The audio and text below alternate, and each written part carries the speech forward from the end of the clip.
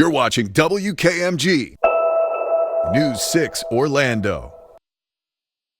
Streaming on clickorlando.com and broadcasting live.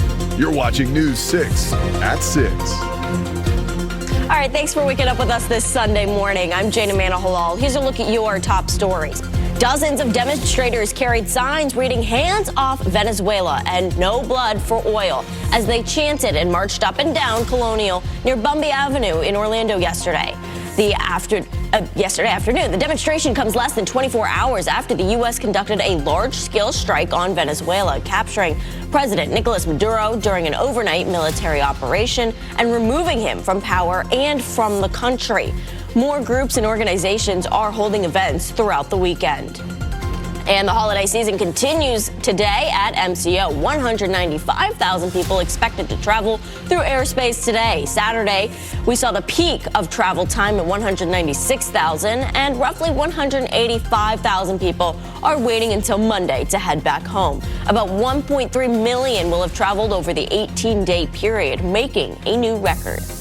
And Florida recently passed new legislation regarding open carry for firearms. This weekend, the Florida Gun Show is helping to make sure everyone stays safe with the new laws. The general manager of the Florida Gun Show says they've seen an uptick in firearm sales because of the new law. The Florida Gun Show continues today at the Central Florida Fairgrounds, and admission is $15.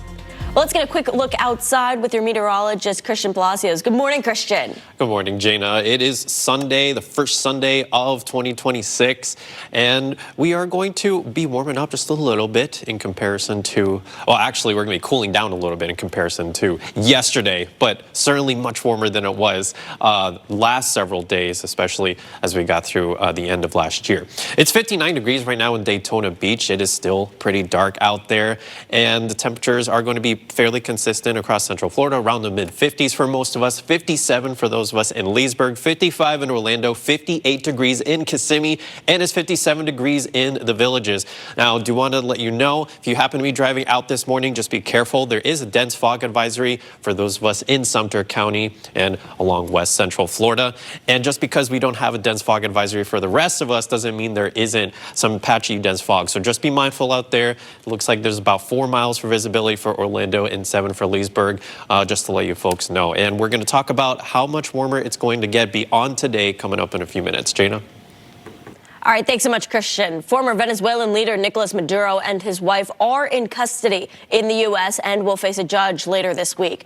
CBS Christian Benvenidez reports on the daring mission to take Maduro and what comes next for the Latin American nation. Who really controls the AI your kids talk to, and what happens to the secrets they share? I'm News 6 investigator Louis Bolden. The governor is pushing for a new AI Bill of Rights, but there could be pushback from the White House. We'll have the story coming up. I have a challenge for you. Turn on News 6 weather every day, and I bet you'll learn something that'll make your life better.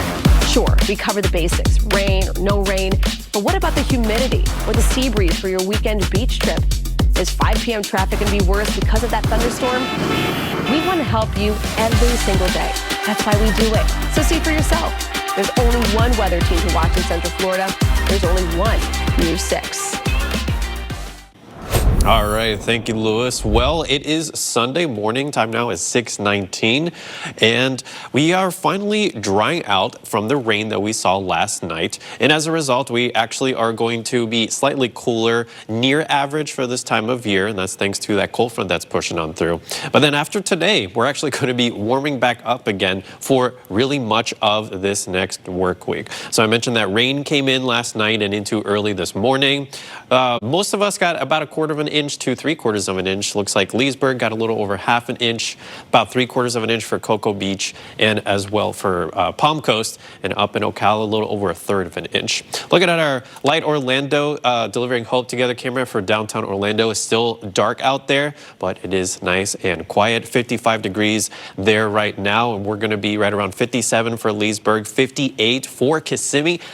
57 for the Villages, and it's also 57 degrees in Titusville. Now, our highs are going to be a little bit cooler today than it was yesterday. Yesterday was closer to the mid and upper 70s. So for today, we're going to be around 71 for Orlando, 68 for Sanford, and 71 degrees in Cape Canaveral. Those temperatures are going to be in the upper 60s to low 70s. And we do have some light winds right now, and we do have some patchy fog in parts of the area. So it's not that windy. The fog is settling in.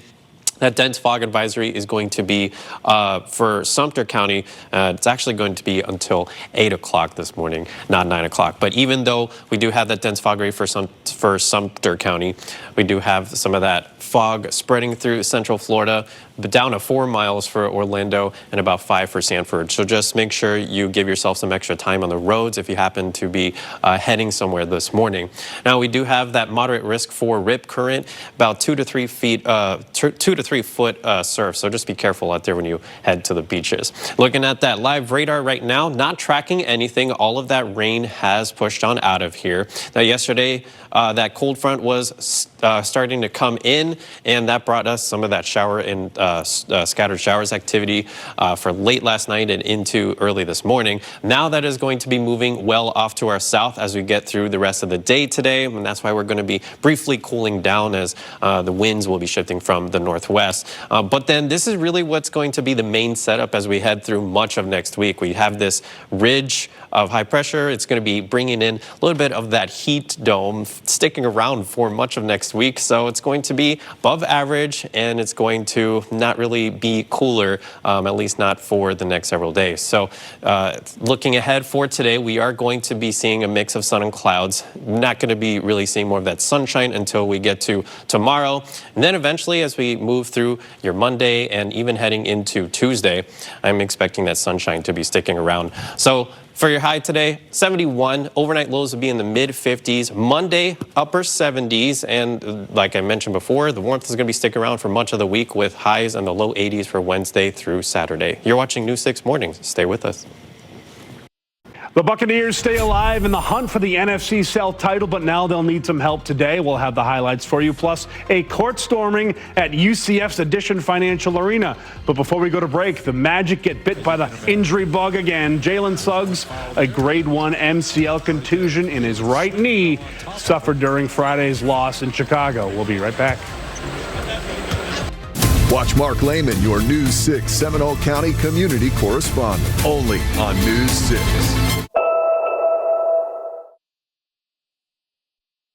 Streaming on clickorlando.com and broadcasting live. You're watching News 6. All right, welcome back to News 6 this morning. Time now is 6:30. I'm Jana Manahol. These are the top stories that we're following today.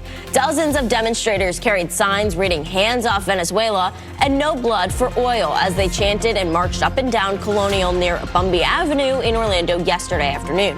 The demonstration comes less than 24 hours after the U.S. conducted a large-scale strike on Venezuela, capturing President Nicolas Maduro during an overnight military operation and removing him from power and from the country. More groups and organizations are holding events throughout the weekend.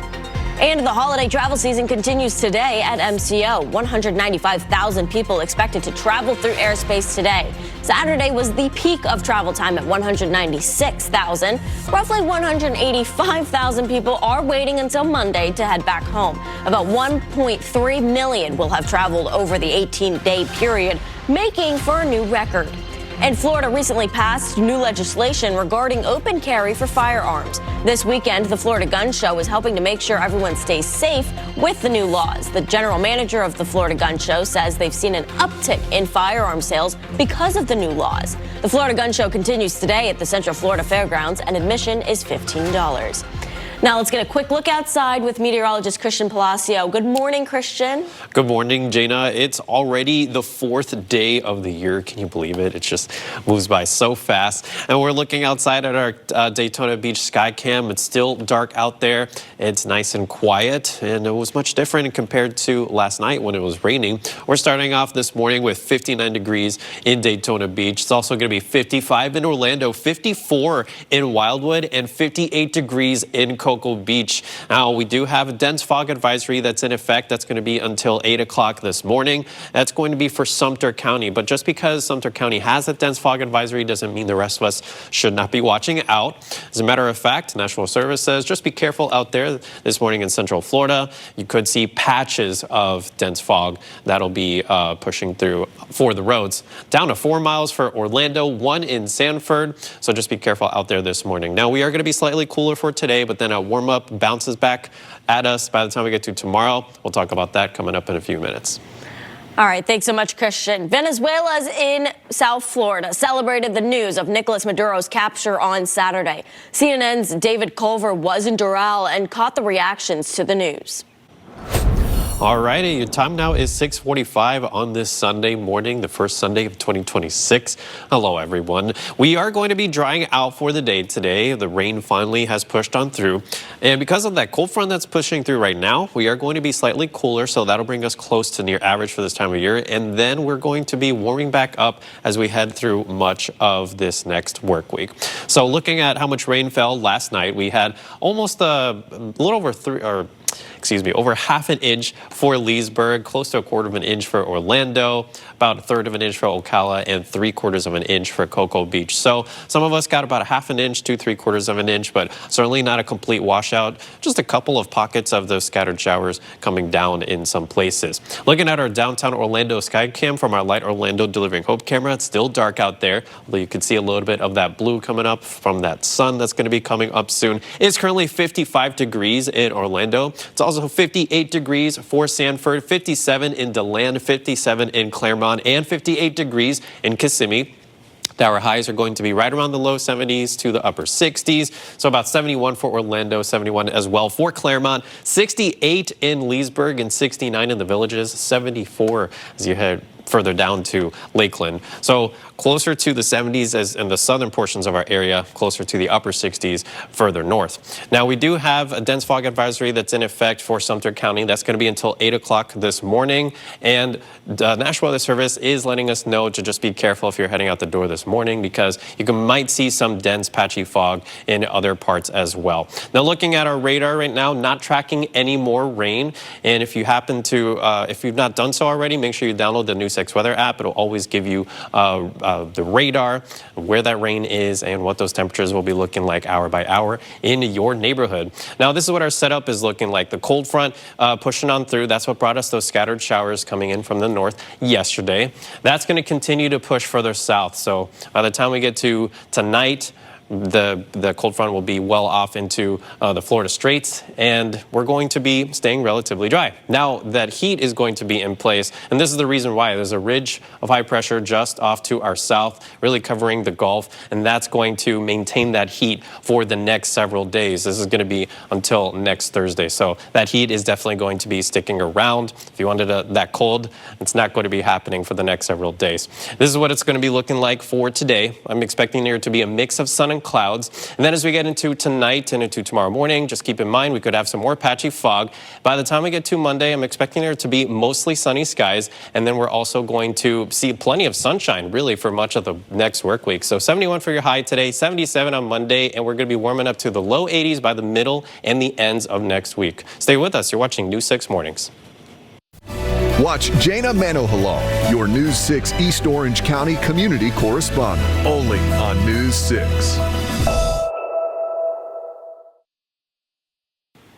All right, a new era begins tomorrow night at 6:30 right here on News 6. That's when Tony DeCopel takes over as evening anchor of the CBS Evening News. He's got a message for viewers. A lot has changed since the first person sat in this chair, but for me, the biggest difference is people do not trust us like they used to.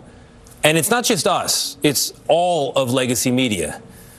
And I get it. I get it because I've been hearing about it from just about everybody for more than 20 years as I've traveled America on this assignment or that. My mom's neighbors in West Virginia, my own neighbors in New York City, thousands and thousands of conversations in between. Sometimes people want to talk to me about our coverage of NAFTA or the Iraq War. Other times it's all about Hillary Clinton's emails or Russiagate. Or more recently, COVID lockdowns, Hunter Biden's laptop, or the president's fitness for office. The point is, on too many stories, the press has missed the story because we've taken into account the perspective of advocates and not the average American. Or we put too much weight in the analysis of academics or elites and not enough on you. And I know this because at certain points, I have been you. I have felt this way too. I felt like what I was seeing and hearing on the news didn't reflect what I was seeing and hearing in my own life, and that the most urgent questions simply weren't being asked. So here's my promise to you, today and every time you see me in this chair. You come first, not advertisers, not politicians, not corporate interests. And yes, that does include the corporate owners of CBS. I report for you, which means I tell you what I know, when I know it, and how I know it. And when I get it wrong, I'll tell you that too. It also means I'm going to talk to everybody and hold everyone in public life to the very same standard. After all, I became a journalist to talk to people. I love talking to people about what works in this country, what doesn't, and not only what should change, but the good ideas that should never change. I think telling the truth is one of them. I'm Tony DeCopel, the anchor of the CBS Evening News. Hold me to it. All right, thanks, Tony. And if you think you are a lover of CBS and you saw Tony Saturday night, you did. Tony did anchor a special report for CBS Evening News Saturday night following the Venezuela airstrike. And again, he officially takes over the evening desk at CBS Evening News tomorrow at 6:30.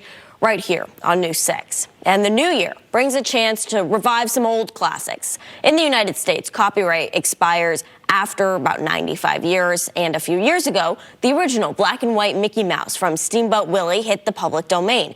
And this year, some other cartoon classics, plus legendary movies and art, also become available. CBS's Bradley Blackburn takes a look. All right, how fun. So, unfortunately, I've got a little bit of bad news. If you like your fancy cupcakes, Sprinkles, the cupcake company went out of business this week. Now, the company originally started selling cupcakes out of vending machines. If you've been to Disney Springs, you know we've got a location over there, or we did. Sprinkles ran into problems shortly after it was bought out by a private equity firm. Financial struggles and labor strike finished off the year after 20 years in business. That's so unfortunate. Yeah. Because, you know, it's funny though, the ATM machines, it used to like shame you because the music would play. Right. It's like, oh, you're getting a cupcake. That happened to my girlfriend. Oh, how unfortunate. Yeah. It's okay, we love cupcakes. Let's get a look at your last weather really quick. Oh, it's just going to be nice and dry today. High of near 72. Gorgeous day. All right, thanks so much for joining us on Sunday.